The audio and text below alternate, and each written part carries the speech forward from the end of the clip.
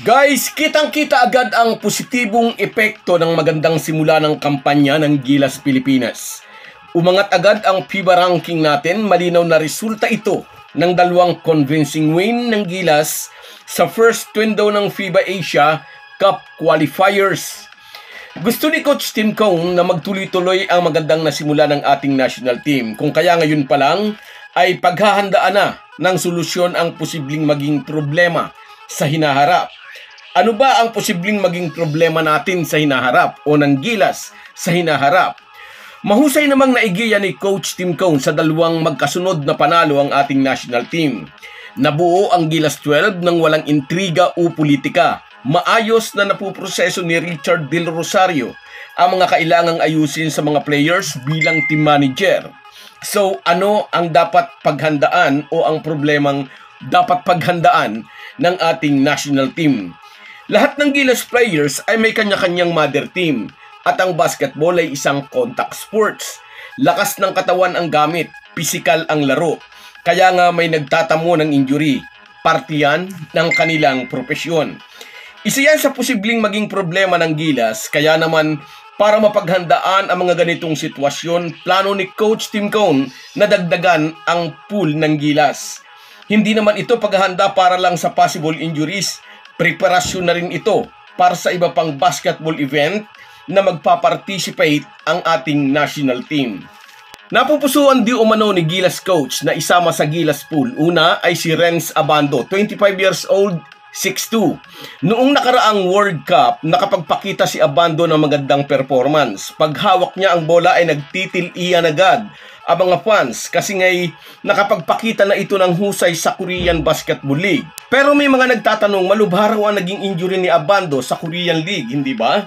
Sangayon po sa mga report ay magaling na ang injury ni Renz Abando at nakikipag-insayo na ito sa kanyang team. Sa July pa naman ang susunod na laro ng Gilas and by that time, ready na ang Pangasinan native pag kinailangan na siya ni CTC.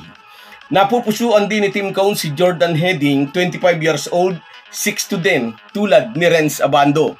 Tapos ay isa pang shooter ang gustong idagdag ni Coach Tim Cone sa Gilas pool. Walang iba kundi si Arvin Tolentino, 28 years old, 6'5". Nasa Northport Batang Pier ngayon si Tolentino pero dati rin itong player ni CTC sa Barangay Ginebra. Ito ngayon ang isa sa mga main guy ni Coach Bonitan. At heto ang medyo nakakaintriga. Di umano'y gusto rin ni CTC itong si Justin Baltasar, 6'9", 27 years old. Nasa team ito ngayon ni Pampanga Governor Delta Pineda sa Pampanga Giant Lanterns. Payagan naman kaya ito ni Gov Delta Pineda? May mga nagsasabi, mukhang may masamang tinapay si Governor sa PBA. Si Tim Cone ay parte ng PBA at ganun at ganito. Kung ano man ang problema ni Governor sa ilang personalidad sa PBA, siguro naman ay isasantabi niya para sa kapakanan ni Balti. Wala sigurong magiging problema. Saka sportsman diyang si Governor Delta. Mahal niya ang sports, partikular ang basketball. Basta sa betterment ng sports at improvement ng kanyang alaga, 110% tiyak susuporta si Gob. Marami po ang natutuwa sa mga ganitong reports. Mga deserving players daw talaga ang isinasama ni Coach Tim Cone. Wala raw palakasan, walang politika. Kung sino ang nakikita niyang makatutulong sa team ay siyang kinukuha. Doon daw sa nakaraang Gilas team na naglaro sa World Cup, mayroon daw mga baldog.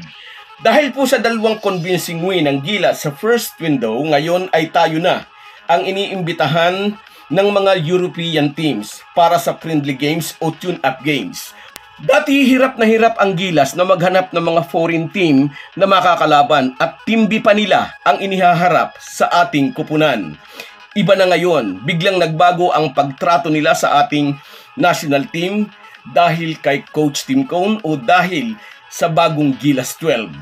Sa kabila po ng magandang development na ito sa ating Gilas Pilipinas team, ang biyahe po ni CTC at ng Gilas 12 ay hindi laging panalo. Darating at darating ang pagkatalo, ngunit huwag tayong ma-discourage pag dumating ang ganung pagkakataon. Ang importante, umuusad ang basketball program ng bansa. So guys, yan lang muna. Hanggang sa muli.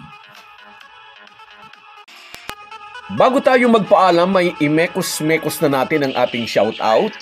Shout out kina Fernando Alvaro, salamat sa iyo kabayan. Romeo Conchada,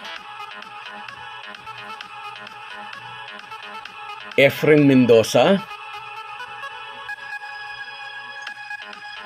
Erwin Santiago, Love Plus One, LV Oronce, Jerry Gamueda, Rene Araojo, at si Jose Rodrigo. Kahit gaano po tayo kabisi ay huwag po nating kalimutan ang ating buhay espiritual. Lagi po tayong magpasalamat sa bawat araw na dagdag sa ating buhay. Malaki po ang maitutulong ng pananalangin araw-araw. Isang paalala po mula sa inyong Halo-Halo Sports Republic.